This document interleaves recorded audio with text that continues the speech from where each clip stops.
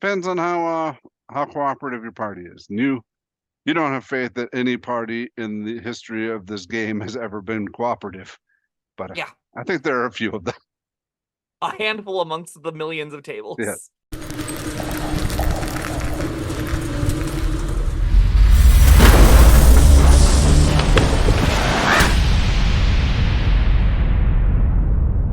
Hello, friends. Robert Bevan here, author of the Caverns Creatures series of comedy, fantasy novels, and short stories. With me is Sam West, and today we're talking about the spell Gravity Sinkhole. Nice. Gotta do it for the bit every time. This is a 4th level evocation spell from Explorer's Guide to Wildemount, the Critical Role expansion book kind of thing that gave a bunch of cool gravity-based wizard spells and made force damaging spells a real thing. Cast time is an action, range is 120 feet. Verbal, somatic, and material components requires a black marble. Duration instantaneous. A 20-foot radius sphere of crushing force forms at a point you can see within range and tugs at the creatures there.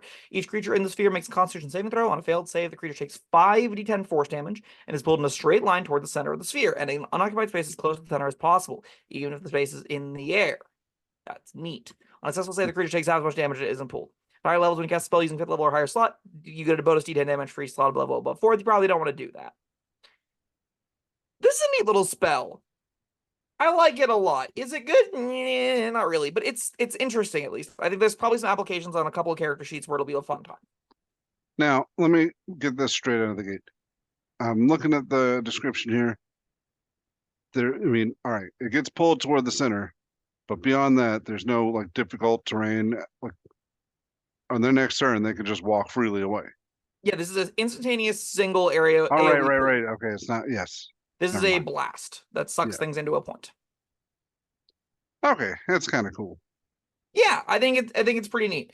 It really helps that it's doing like almost enough damage. So an upcast fireball is doing 31 damage on average. It's doing 27.5. So you're not really losing that much, especially because it hits the same area. So you like stack those two things against each other. You can say, well, do I sometimes want the move and I'm willing to take that for 4 damage? Yeah, probably. You get to roll d10s. Those things are cool looking. Weird little dice sizes. I'm a fan. Yeah. It's not that much more interesting than Fireball, but like, you're a big fan of force movement, right? Don't you want to pull people through a spike growth with this? I do, yeah, and that's over a spike growth. That's fun. Yes. Yeah, that's a lot more damage. I'm trying to think of other ways. Like I was thinking maybe you'd use it to concentrate them somewhere, but and then I got to thinking for a fireball, but then it's got the same radius, so that doesn't matter. You know what I would have liked to see, but at higher levels, you'd expand the radius instead of the damage. That I 100% agree. I really wish this got 5 feet wider every level instead of 10 more damage or d10 more damage. But I think that's not the case. Yeah, the reason you take it isn't the damage. The reason you take it is because of the cool pulley thing. Because again, it's just like a more expensive, lower damage fireball. So you have to care about the pull for it to make it onto your sheet.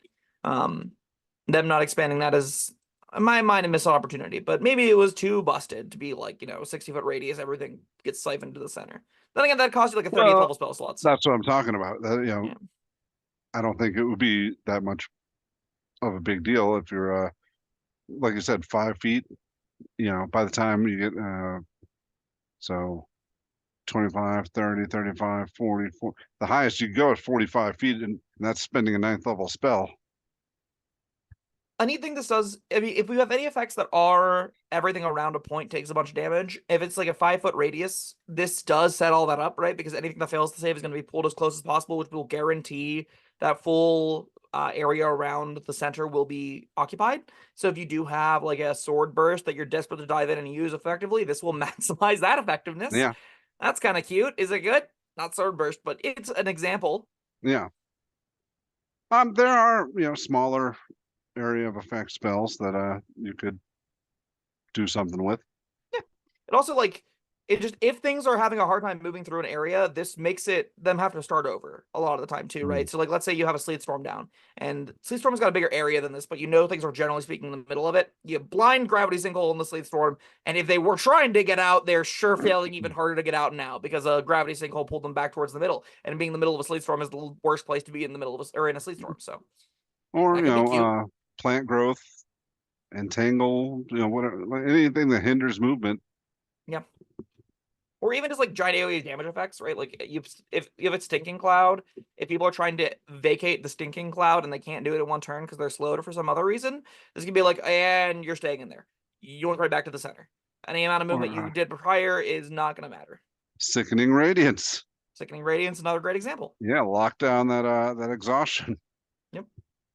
Things are auto slowed and then they're pulled back to the center and they sure aren't escaping after that. Yeah. There are probably some cool things to do here. I imagine like all of those area effect damage videos that we talk about, it's probably hard to do consistently. And I wouldn't expect this tool to honestly help you that much. I think this is ghoulish overkill at that stage. Like the slows, this is a third effect you stack on top of a damage area effect plus a slow effect, right? It helps that it's instantaneous, no concentration, right? This doesn't take another character to do it. This can be on the character that sets up the AoE damage. This can be on the character that sets up the area effect difficult terrain. But you do, like, it's another option that you stack as the third thing you do on top of that area, and I find it hard to believe that is going to literally ever come up. But, you know, its floor being a fireball is pretty good. Depends on how cooperative your party is. And you don't have faith that any party in the history of this game has ever been cooperative. But yeah, I think there are a few of them. A handful amongst the millions of tables. Yes. A sprinkling of people that want to make the strategic strike team and succeed with it. And not just run around screaming obscenities and claiming the cute goblin NPC as their own. Which is 95% of what this game boils down to, I found. But I think it's worth it, you know, to take if you got the choice between this or Fireball, I'm willing to take that little hit on damage for this effect in the hopes that it'll come up. But there's also gonna be those moments, right, where this is the weird tool where, oh, there's a bridge, yoink, and then you just like grapple 3 nulls off that bridge, right? There will be moments where this does the push, pull, shove thing, and it, like you just said, like if you're comparing this to Fireball and it's not that much worse damage-wise, it has a really high floor. I think it's going to make it actually a comfortable 4 for me. I would envision this being a real option. I would put on a lot of character sheets if I was sick and tired of casting Fireball. This is Fireball plus in some cases. Lower damage, higher level. It must be cast at the upper levels, so you want to be like a 13 to 14 level character for this to be good. But in those worlds, I like it a lot. And it's something your DM's going to be like, oh, Gravity Sinkhole is really good here, huh? Wow, that was bonkers, busted. That was devastating. That's true. I mean, in addition to all the stuff we talked about, this is forced movement in any direction you like. Like, you know, towards all right. Yes. Right. Well, I mean, yeah, I want you to go 20 feet that way. I'll just put the center of it over there. Yep.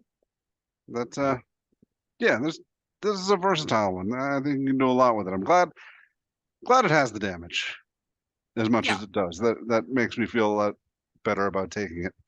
Yes. Yeah, and I'll agree with your 4. I'm actually surprised you gave it a 4. I think it's great.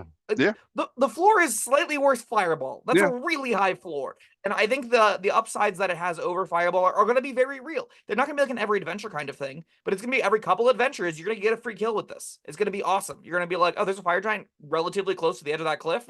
See you, nerd. Gravity sinkhole. It's gone. And it's, you know, if oh no, I was going to say you cast it on your friends too, and like just so long as they're not going next to the cliff, but it does have damage. But, it does have 27 damage stable to it. All right. Anyway, good spell. A lot of fun. Yeah, cool little effect. I'm glad they printed this. I'm also glad they figured out that it needs to be closer to Fireball than what a lot of its competition had then. If you're going to give new cool neat effects, they don't need to be like 40 or 20 damage under Fireball. They need to be like 5 damage under Fireball. Yeah. To make me consider it. It could have been a bit less and I would still feel pretty good about it, but I feel a lot better about it where it is. All right, that's Gravity Sinkhole. Thank you, Sam, and thank you everyone for joining us. Let us know what you think in the comments. Have you used this? Tell us your fun Gravity Sinkhole stories. Also, like, subscribe, and we'll see you next time. Goodbye.